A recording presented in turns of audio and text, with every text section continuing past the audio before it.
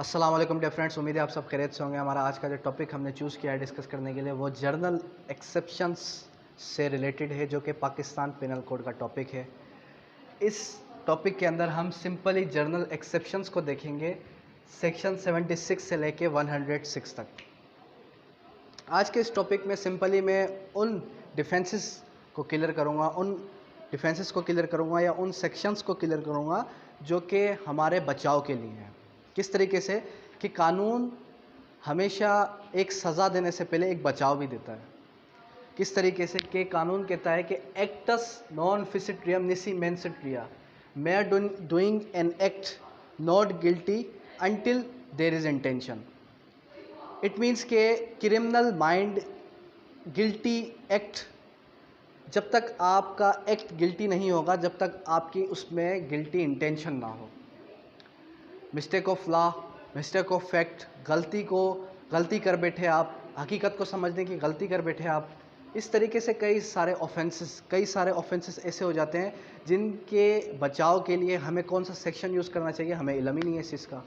तो चलिए आज थोड़ा इस चीज़ को क्लियर कर लेते हैं कि कौन कौन से सेक्शंस हैं जो हमारे प्राइवेट डिफेंस में, जो हमारे अपने बचाव के लिए हैं, कि किन किन सेक्शंस के तहत हम खुद जो है किसी को मार भी सकते हैं।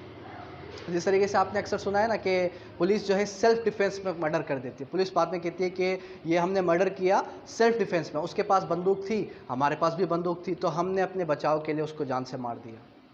खैर, अब वो तो मूवीज़ हैं, अब इस लॉजिक से हम नहीं चल सकते क्योंकि वो मूवीज़ हैं। तो चलिए स्टार्ट करते हैं। सेक्शन 76 क्या कहता है? सेक्शन 76 कहता है bound by law.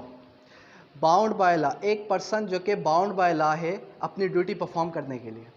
For example कि एक जो है कार गुजरती है इससे ऐसे एरिया से, पर्टिकुलर ऐसे एरिया से जहां रिस्ट्रिक्टेड एरिया है, जिस एरिया पर गुजरने के लिए आपको जो है अपना लाइसेंस शो कराना पड़ेगा, अपनी शनाख्त करवानी पड़ेगी, और फिर भी आप जो है वहाँ से गुजरते हैं। तो पुलिस क्या करती है? पुलिस देखती है कि एक कार जो है स्पीड में जा रही है, और पुलिस जो है एक सिंपली क्या करती है, पुलिस जो है उसको आवाज़ देती है, वो नहीं रुकता, और जो है पुलिस जो है उसको गोली चलाती है, और पीछे जो है पता चलता है कि गोली लग जाती है। फिर पता चलता है कि पुलिस ने जिस पर गोली चलाई वो बेचारा अपने औलाद को, अपने बेटे को बचाने के चक्कर में हॉस्पिटल तेज़ी से जा रहा था। इट मीन्स के वो बाउंड बाय लॉ थे। क्या थे? Bound by law. अपने उनको जो है अपनी ड्यूटी परफॉर्म करनी थी। इसी तरीके से एक और एग्जांपल है हमारे पास। एक पुलिस वाला है, उसको जो है ए को मारना है, ए पार्टी को उसको मारना है, कहीं भी दिखे ए पार्टी मार दो। हू बहू ए जैसा ही एक शख्स उसको जो है दिखता है, हू बहू ए जैसा ही एक शख्स मिलता जुलता उसको एक दिखता है, तो वो फ़ौरन ही क्या करता है, बी को मार देता है। तो बाद में वो ये डिफेंस पुलिस वाला दिखा सकता है कि I was bound by law, मैं जो है कानून के हाथों से बंधा हुआ था, I was bound by law. लेकिन उसकी क्रिमिनल इंटेंट नहीं होनी चाहिए। उसके बाद है mistake of fact. Mistake of fact means हकीकत को समझने की गलती। किस तरीके से? ये एक जस्टिफाइड बाय लॉ है। For example if some people are running, कुछ लोग जो है वो भाग रहे हैं। इस एग्जाम्पल को देखें कि कुछ लोग जो है वो भाग रहे हैं स्पीड में, चोर चोर चोर करते हुए।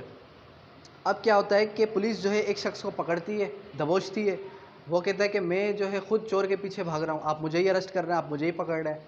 तो क्या हुआ कि मिस्टेक ऑफ फैक्ट, हकीकत को समझने की पुलिस वाले गलती कर बैठे, लोग गलती कर बैठे पुलिस वाले को समझने की या एक शख्स को समझने की। इस ऐसे ही तरीके से फॉर एग्जांपल कि एक घर से दो बंदे निकलते हैं चोरी करके। अब जैसे वो चोरी करके निकलते हैं तो तीसरा शख्स उनके बराबर में गुजर रहा होता है, उसी गली में उनके बराबर जैसे आता है, वो एक शख्स जो है वो गुम हो जाता है। कैसे? कि वो जो है भाग कर दूसरी गली में चला जाता है। अब पुलिस वाले समझते हैं कि ये दोनों ही वही शख्स हैं, तो पुलिस वाले क्या करते हैं, हकीकत को समझने की गलती कर बैठते हैं और उसको अरेस्ट कर देते हैं।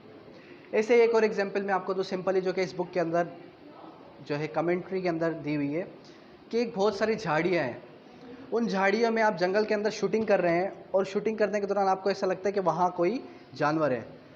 अब आपके माइंड में ये चीज़ है कि वहाँ जानवर है, लेकिन एक्चुअली वहाँ पर एक ह्यूमन बीइंग है, वहाँ पर एक इंसान है। आपने गोली शूट की, आपने शूट किया, बाद में पता चला कि वहाँ पर तो एक इंसान था, तो आपने हकीकत को समझने की गलती कर दी। तो ये हुआ सेक्शन 79। अब आते हैं सेक्शन 77 की तरफ। सेक्शन 77 ये कहता है कि judicial acts which are done in good faith they are exempted. It means के जितने भी हमारी जुडिशरी कोई भी एक्ट करती है, जुडिशरी हमारी जजेस जो भी एक्ट करते हैं वो गुड फेथ में किए जाते हैं, वो एक कभी भी ऑफेंस नहीं होंगे। किस तरीके से कि अगर कोई जज जो है वो एक इनोसेंट पर्सन को फांसी की सज़ा सुना देता है तो क्या जज के ऊपर कोई मुकदमा होगा? जज के ऊपर मुकदमा होगा, वो तो एक अलग प्रोसेस है, लेकिन वो अगर वो गुड फेथ में किया गया है, जज की पर्सनली उसके कोई दुश्मनी नहीं थी उसके साथ। उसके बाद है section 78 act done in pursuance of court. कोई भी ऐसा एक्ट है जो कि परसुएंस ऑफ कोर्ट में किए जाए, इट मीन्स के कोर्ट की ऑर्डर के तहत किया जाए। किस तरीके से कि कोर्ट जो है ऑर्डर करती है कि भाई इस शख्स को फ़लाँ दिन फांसी लगा दो, इस शख्स को फ़लाँ दिन फांसी लगा दो। जल्लाद क्या करता है? जल्लाद जो है वो उसको फांसी लगा देता है। बाद में पता चलता है कि वो तो एक इनोसेंट पर्सन था, वो तो एक मुलजिम था ही नहीं, मुजरिम था ही नहीं, उसने तो कोई जुर्म किया ही नहीं था। तो वो जो है एक्ट किया गया था परसुएंस ऑफ कोर्ट के तहत। इट मीन्स के वो एक्ट जो है किया गया था कोर्ट के ऑर्डर के तहत, चाहे फिर वो सही हो चाहे फिर वो गलत हो, वो फॉल करेगा सेक्शन 78 के तहत। तो इट मीन्स के कोई भी उस शख्स के ऊपर, जल्लाद के ऊपर या एक्सवाइजेड कोई भी अगर शख्स with the pursuance of court अगर कोई एक्ट करता है तो उसके ऊपर कोई मुकदमा नहीं चलाया जाएगा। इसके बाद है सेक्शन 80। अब सेक्शन 80 हमें क्या कहता है? Accident in doing a lawful act. Accident कैसे होता है? एक्सीडेंट कैसे होता है? एक्सीडेंट का वर्ड जो मीनिंग है हादसा। हादसा आप जानबूझकर नहीं करते, आप इंटेंशन के साथ, प्री प्लानिंग के साथ हादसा नहीं करते। Which is caused due to misfortune. कोई भी ऐसा एक्ट, कोई भी ऐसा एक्सीडेंट हो तो उसके लिए 4 चीज़ें बहुत नेसेसरी हैं उसको एक्सीडेंट साबित करने के लिए। किस तरीके से? उसकी इंटेंशन, कि क्या इसकी इंटेंशन एक्सीडेंट करने की थी या नहीं। दूसरी चीज़ रेस केयरलेसनेस, लापरवाही। रेस केयरलेसनेस कैसे? कि मुझे पता है कि मेरी गाड़ी का ब्रेक फेल है फिर भी मैं कार चला रहा हूँ, मुझे पता है कि मेरी गाड़ी का जो स्पेयर पार्ट है उसमें कोई ना कोई ख़राबी है फिर भी मैं कार स्पीड में चला रहा हूँ, ये हमारी लापरवाही है। नॉलेज, मेरी ये नॉलेज में चीज़ है कि मैंने शराब पी हुई है, मेरी नॉलेज में चीज़ है कि मैंने शराब पी हुई है, अगर मैं गाड़ी चलाऊँगा तो डेफिनेटली मैं एक्सीडेंट करूँगा, डेफिनेटली मैं जो है किसी ना किसी के ऊपर गाड़ी चढ़ाऊँगा। तो नॉलेज में मेरे ये चीज़ है, उसके बावजूद भी मैं कार चलाता हूँ। उसके बाद निगलिजेंस। निगलिजेंस एक्ट मीन्स वो एक्ट जो कि हमारी लापरवाही की वजह से की गए। उसके बाद है नेसेसिटी। नेसेसिटी के बारे में आता है जस्ट नेसेसिटेट्स, और नेसेसिटी हमें बताता है act likely to cause harm but without criminal intent. अब नेसेसिटी के बारे में एक हमारे पास जजमेंट, एक हमारे पास जो है केस लॉ भी मौजूद है जो कि एक इंडियन केस लॉ है, जिसके अंदर क्या होता है कि 4 लोग जो है वो गाड़ी में सफ़र, एक शिप में सफ़र कर रहे होते हैं। जैसे ही वो पानी के बीच में पहुंचते हैं, पानी के जो है सेंटर में पहुंचते हैं, तो वहाँ पर कुछ ऐसा माहौल क्रिएट हो जाता है कि जहाँ पर ना तो पानी के अलावा कुछ भी चीज़ नहीं होती। इट मीन्स कि खाने का कोई चीज़ उनको नहीं मिलती। तो उनमें से 3 लोग क्या करते हैं कि ABC, इट मीन्स के 3 बंदे क्या करते हैं, डी को जान से मार देते हैं और उसका गोश्त खा जाते हैं। तो एक शिप उन्हें बचा लेती है और बचाने के बाद जो है वो कोर्ट में क्लेम करते हैं कि हमने जो है नेसेसिटी, इट मीन्स के ज़रूरत के तहत उसको जान से मारा। लेकिन ये चीज़ कोर्ट जो है उसको हटा देती है उस सेक्शन को। क्यों? क्योंकि कोर्ट कहती है कि नेसेसिटी मीन्स के ज़रूरत, मीन्स के इतनी भी ज़रूरत नहीं कि आप अपनी जान को बचाने के लिए किसी की जान ले लो। इट मीन्स के आपने उसको, आप वैसे भी कोई ना कोई और तरीका भी इख्तियार कर सकते थे, लेकिन आपने ये तरीका इख्तियार किया, ये गलत तरीका था। ऐसे ही अगर फॉर एग्जांपल नेसेसिटी के मीन्स क्या है? नेसेसिटी के मीन्स सिंपली अगर मैं कहूँ तो एक तरफ खाई है, एक तरफ कुआं है, आप किस तरफ जाएंगे? डेफिनेटली अगर आपको पता है कि खाई की तरफ जाऊंगा तो डेफिनेटली मैं मर जाऊंगा। खाई की, अगर मैं कुएं की तरफ कूदा तो हो सकता है कि मैं बच जाऊं, चांसेस ज़्यादा है। किस तरीके से? हमारे पास एक और केस लॉ भी है कि एक शिप, बड़ी सी शिप जो है वो सामने पानी के बीच जा रही होती है, सारे के सारे जो है बड़े ही आराम से जा रहे होते हैं और सामने से एक और शिप भी आ रही होती है। अब दोनों ही शिप्स जो हैं आमने सामने आ रही होती हैं, दोनों को पता है कि दोनों की स्पीड तेज़ है, इतना टाइम नहीं है कि दोनों में से कोई एक जो है एक तरफ रुख कर सके, लेकिन एक की स्पीड कम है तो दूसरा जिसकी स्पीड कम है वो जानता है कि मैं एक साइड पे चांसेस है कि मैं रुख कर लूँ। अब जब वो रुख करता है वो सामने देखता है कि एक जो है शिप, छोटी सी शिप में 2 बंदे आप बैठे हुए हैं, तो वो ये सोचता है कि 100 पैसेंजर इस शिप में हैं, 100 पैसेंजर उस शिप में, 200 को बचाने के लिए अगर 2 की जान चली जाए तो क्या ये नेसेसिटी में फॉल करेगा? डेफिनेटली उसने 200 की जान बचाई, 2 को मार दिया, तो डेफिनेटली क्या हुआ कि उसने नेसेसिटी ज़रूरत अपनाई। अब यहाँ पर क्या था इस सेक्शन के तहत, इस जो है केस लॉ में, इस सिचुएशन में, कि वो दोनों ही बड़े ही आराम से बैठे हुए थे और उनको पता था, शिप जो चला रहा था ड्राइवर को पता था कि मैं कितना ही हॉर्न दे दूं ये सामने वाले मेरी आवाज़ नहीं सुन सकते क्योंकि इनके कानों में हैंड्स फ्री लगे हुए हैं। तो डेफिनेटली ये सेक्शन भी उसमें फॉल किया। उसके बाद है इन्फेंसी। इन्फेंसी मीन्स इन्फेन मतलब कि बच्चा। कोई भी 7 साल से छोटा, 7 साल से कम उम्र का बच्चा अगर कोई ऑफेंस करता है तो उसको ऑफेंस नहीं किया जाएगा। इट मीन्स के that child under the 7 year age, तो that offense would not called offense. For example, there is a child who is under age of 7. So if he will commit an offense, so that offense will not called an offense. There is an maxim, वहाँ पर हमारे लिए एक maxim भी है, doli incapax means incapable to commit crime. कोई भी incapable कब होता है? जब या तो वो इन्फेन हो या तो इंसेन हो। उसके बाद है इमेच्योरिटी। इमेच्योरिटी हमें क्या डिस्क्राइब करती है? इमेच्योरिटी हमें सिंपल यही डिस्क्राइब करती है कि कोई भी बच्चा जो कि 7 साल से 12 साल तक है, कोई भी बच्चा जो कि 7 साल से 12 साल की एज में है, तो क्या अगर वो कोई क्राइम कमिट करता है तो क्या उसका क्राइम एक ऑफेंस होगा? क्या उसका ऑफेंस को एक ऑफेंस माना जाएगा? डेफिनेटली कोर्ट ये डिसाइड करेगी, कोर्ट उसकी मेंटली हालत देखेगी। कोर्ट क्या देखेगी? उसकी क्रिमिनल इंटेंट देखेगी। कोर्ट ये देखेगी कि क्या वो बच्चा इस कैपेबल है कि वो समझदार, समझबूझ रखता है।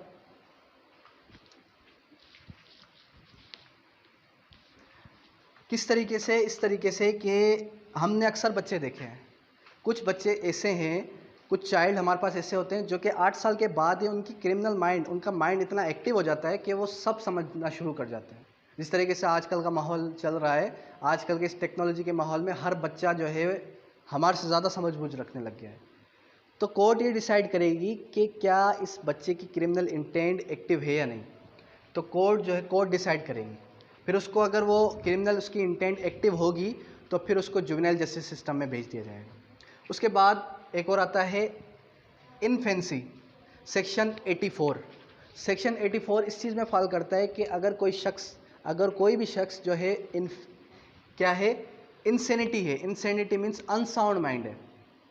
अनसाउंड माइंड कौन होता है? अनसाउंड माइंड वो जो कि बेगाना हो, जो कि पागल हो, वो शख्स जिसकी मेंटली हालत सही ना हो, या फिर वो शख्स जो कि समझबूझ रखता हो लेकिन उसको दौरे आते हों। तो क्या उस पर ये सेक्शन अप्लाई होगा? डेफिनेटली कि उसकी मेंटली हालत देखी जाएगी कि उसकी मेंटली हालत, मेंटली सिचुएशन किस तरीके से है। अगर तो वो शख्स ऐसे टाइम पर ऑफेंस करता है जिस टाइम पर वो अनसाउंड माइंड था, तो उसके लिए ये एक्सेप्शन है। लेकिन अगर वो ऐसे टाइम पर ऑफेंस करता है जिस टाइम उसकी मेंटली हालत बिल्कुल सही थी, तो डेफिनेटली ये सेक्शन उस पर फॉल नहीं करेगा। उसके बाद है इंटॉक्सिकेशन। अब मैंने यहाँ पर आपको ये बताया इस सेक्शन में 80 में कि अगर कोई नशे की हालत में चलाता है तो उसके ऊपर ऑफेंस होगा। अब यहाँ पर हमें बता रहा है इंटॉक्सिकेशन के बारे में, लेकिन यहाँ पर है इनवॉलेंटरी इंटॉक्सिकेशन। इनवॉलेंटरी इंटॉक्सिकेशन किस तरीके से?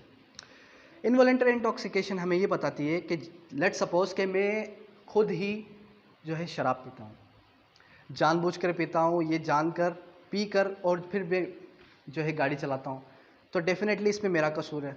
लेकिन अगर कोई शख्स मुझे ज़बरदस्ती शराब पिलाए तो ये कहलाएगी involuntary intoxication, without his will, मेरी मर्ज़ी के बगैर, मेरी चाहत के बगैर, मेरी विल के बगैर, मेरी ख्वाहिश, डिज़ायर के बगैर अगर कोई मुझे इंटॉक्सिकेट करे किसी भी चीज़ से, जो चीज़ें इंटॉक्सिकेशन में फॉल करती हैं उन चीज़ों से अगर इंटॉक्सिकेट करता है कोई शख्स, तो फिर वो आ जाता है इनवॉलेंटरी इंटॉक्सिकेशन में, जो कि सेक्शन 85 और 86 general exceptions of Pakistan penal code में डिस्क्राइब है और इंडियन पेनल कोड में भी डिस्क्राइब है। उसके बाद आते हैं section number 87 to 92। Section number 87 से लेकर 92 तक जितने भी सेक्शन है वो सारे के सारे हमें बताते हैं कॉन्सेंट के बारे में। कॉन्सेंट किस चीज़ को कहा जाता है? कॉन्सेंट मतलब कि हमारी मर्ज़ी। हमारी मर्ज़ी किस चीज़ में? मुझे पता है कि मैं जो है एक ऐसे खेल में कूदने जा रहा हूँ जिस खेल में मेरी जान भी जा सकती है, किस तरीके से आपने अक्सर रेसेस देखी होंगी, कार रेसेस, कि जिस कार रेसेस में डेफिनेटली ये होता है कि उन कार रेसेस में मौतें भी होती हैं, फिर भी मैं उस कार रेस में पार्टिसिपेट करता हूँ ये जानते हुए कि मेरी मौत भी हो सकती है। तो मेरी मौत होने के बाद डेफिनेटली मेरी तरफ से कोई मुकदमा नहीं कर सकता। ऐसे ही और भी हमारे पास एग्जांपल्स हैं स्पोर्ट्स की। स्पोर्ट्स में हमारे पास कौन से एग्जांपल आते हैं, जैसे कि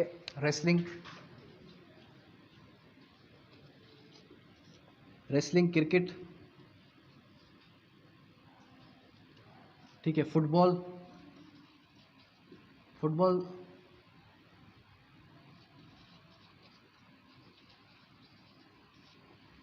अब हमारे पास फॉर एग्जांपल कि कोई शख्स रेसलिंग के रिंग में जाता है, तो रिंग में जाने से पहले उसको इस चीज़ का पता होता है कि मैं रिंग में जाऊंगा, हो सकता है कि या तो मैं मार दूं, हो सकता है कि मैं मर भी जाऊं। डेफिनेटली आपने अक्सर रेसलिंग्स ऐसी भी देखी होंगी कि जिसमें मौतें होती हैं, जिसमें लोग मर भी जाते हैं, तो उनके ऊपर कोई मुकदमा नहीं होता क्योंकि वो अपनी कॉन्सेंट देते हैं, अपनी मर्ज़ी से जो है उस रिंग में जाते हैं। ऐसे ही क्रिकेट है, क्या क्रिकेट आती है इस चीज़ में? डेफिनेटली क्रिकेट में भी जब आप हार्ड बॉल से, कॉक की बॉल से, हार्ड बॉल से अगर आप खेलते हैं तो आप अपना कॉन्सेंट दे रहे हैं कि डेफिनेटली कि मैं इस बॉल से खेल रहा हूँ। अब मैं बैटिंग कर रहा हूँ तो डेफिनेटली बैटिंग करने के दौरान हो सकता है वो बॉल मेरे सर में लग जाए, हो सकता है कि वो बॉल मेरे बॉडी के ऐसे पार्ट में लग जाए जिसकी वजह से मेरी मौत हो जाए, मैं मर जाऊँ। तो मुझे इस चीज़ का इल्म है, मुझे इस चीज़ की नॉलेज है, और उसके बावजूद भी मैं अगर खेल रहा हूँ तो इट मीन्स कि मेरी तरफ से कोई मुकदमा नहीं कर सकता। उसके बाद है जैसे कि हमारे पास मेजर ऑपरेशंस होते हैं हॉस्पिटल्स के अंदर, तो मेजर ऑपरेशन से पहले डॉक्टर क्या कहते हैं? We are sorry. अगर ये ऑपरेशन सक्सेसफुल रहा तो ठीक है, अगर सक्सेसफुल नहीं रहा तो हम इसके ज़िम्मेदार नहीं हैं। डॉक्टर ऐसा कहते हैं नहीं कहते? डॉक्टर्स क्या कहते हैं कि अगर ये ऑपरेशन सक्सेसफुल रहा तो ठीक, अगर नहीं रहा सक्सेसफुल तो हम इसके ज़िम्मेदार नहीं हैं, और आप एग्रीमेंट पे सिग्नेचर करके देते हैं उनको कि हाँ भाई आप बेफिक्र होकर ऑपरेशन कीजिए, अगर आपसे ऑपरेशन में कोई गलती हो गई तो हम अपना कॉन्सेंट दे रहे हैं कि अगर इस बच्चे की जान चली भी गई तो हम आपके ऊपर कोई मुकदमा नहीं करेंगे। तो वो आ जाता है हमारे पास किस में? कॉन्सेंट में, जो कि सेक्शन 87 से लेकर 92 तक कंडीशंस दी गई है कि किस किस कंडीशंस के तहत ये कॉन्सेंट होता है। उसके बाद है 93 कम्युनिकेशन इन गुड फेथ। अब कम्युनिकेशन इन गुड फेथ किस तरीके से? मेरी गुड फेथ, मेरी इंटेंशन तो मैं ही जानता हूँ या रब जानता है। अब मैं किसी के साथ कम्युनिकेट करता हूँ इन गुड फेथ, लेकिन उसका रिज़ल्ट ये निकलता है कि वो जो है सामने वाला वो मर जाता है। जैसे कि मैं आपको एग्जांपल दूँ कि अभी माहौल चल रहा है कोरोना वायरस का, मैं जो है किसी के फादर के पास जाता हूँ, अपने दोस्त के फादर के पास जाता हूँ और उनको कहता हूँ कि अंकल आपके बेटे को कोरोना हो गया है, आपके बेटे को कोविड-19 हो गया है और चांसेस कम है कि वो बचे। अब मैं उनको समझा रहा हूँ, अब उनके फादर जो है वो शॉक में आके वो मर जाते हैं। तो आप क्या समझते हैं कि ये मेरी कम्युनिकेशन की मेरी गलती थी इसमें? नहीं, क्योंकि मैं ये जानता ही नहीं था कि वो हार्ट के पेशेंट है। मैं तो ये जानता ही नहीं था कि वो हार्ट के पेशेंट है, तो डेफिनेटली ये चीज़ इस पे फॉल करेगी कि मैंने कम्युनिकेशन की गुड फेथ में, लेकिन उसका रिजल्ट क्या निकलना था मुझे इसका आइडिया नहीं था। इस तरीके से अगर मैं फ़ोन करके किसी को ऐसा शौक दूँ विथ इंटेंशन, तो वो कम्युनिकेशन इन गुड फेथ में फॉल नहीं करेगा। लेकिन अगर गुड फेथ में अगर मैं कम्युनिकेट करूँ इन फ़ोन या मोबाइल फ़ोन के ज़रिए, टेक्स्ट के ज़रिए, तो फिर वो फॉल करेगा कम्युनिकेशन इन गुड फेथ, जो कि सेक्शन नंबर 93 के अंदर डिस्क्राइब है। उसके बाद आ जाते हैं हम सेक्शन नंबर 94 के अंदर, कंपल्जन, मजबूरी। अब कंपल्जन के अंदर कौन कौन सी चीज़ें हैं? कंपल्जन मतलब मजबूरी। हमारी मजबूरी है कि हमने जो है कुल्हाड़ी उठाई, हमारी मजबूरी है कि हमने जो है ये काम किया। किस तरीके से? कि कोई भी ऐसा एक्ट किया जाए एक्सेप्ट मर्डर, मर्डर के अलावा, एक्सेप्ट मर्डर या फिर ऑफेंसेस अगेंस्ट स्टेट। अगर कोई भी ऐसे ऑफेंस आप करते हैं except murder, except offences against state, इन दो के अलावा, तो वो कंपल्जन में आ सकते हैं, जैसे कि इकराह ताम, इकराह नाकिस हम स्टडी कर चुके हैं। अब उसके बाद आता है section 95 act causing slight harm. Section 95 हमें क्या डिस्क्राइब करता है? सेक्शन 95 हमें सिंपली ये डिस्क्राइब करता है कि act causing slight harm. Slight harm कौन से? आप सब क्लास में बैठे हुए हैं, मैं जो है अनवर को ये पेन जो है मारता हूँ ज़ोर से, तो उसको लगी, यहाँ से उसके गुजरी और यहाँ पर उसके हल्का सा खरोच आ गया। तो ये क्या था, ये स्लाइट हार्म था, हल्की सी चोट। तो ये फॉल करता है सेक्शन 95 में। और सेक्शन 96, सेक्शन 96 टू 106 वो आते हैं हमारे पास प्राइवेट डिफेंस में।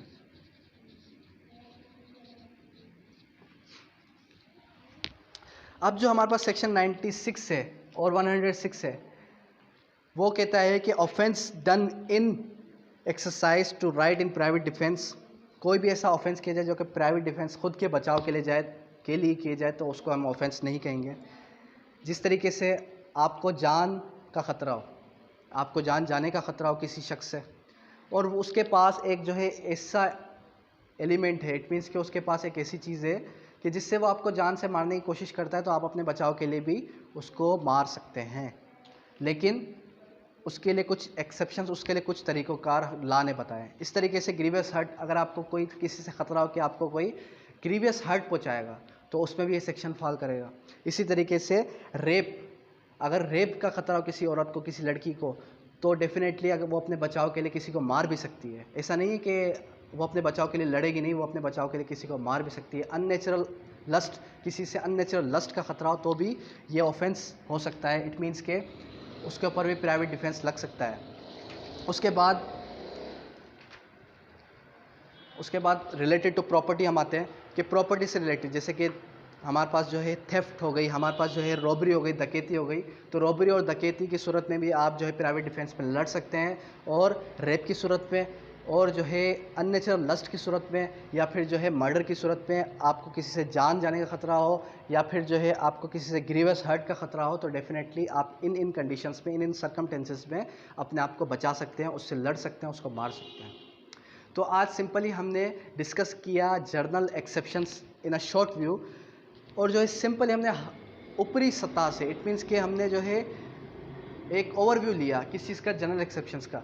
अगर आप डीपली पढ़ेंगे, डीपली स्टडी करेंगे, तो डीपली स्टडी करने का कोई इसका फ़ायदा नहीं है। ये सिंपली जनरल एक्सेप्शंस हैं, और ये हर शहरी को, हर सिटीज़न को पता होने चाहिए कि कौन कौन से जनरल एक्सेप्शंस हैं जिसकी वजह से मैं किसी के ऊपर हाथ उठा सकता हूँ, जिसकी वजह से मैं अपने आप को बचा सकता हूँ। तो ये सारे सेक्शंस हैं, सेक्शन नंबर 76 से लेकर 106 तक। होपफुली आपको आज का लेक्चर पसंद आया होगा, और अगर कोई भी क्वेश्चन है तो आप कमेंट बॉक्स में कर सकते हैं।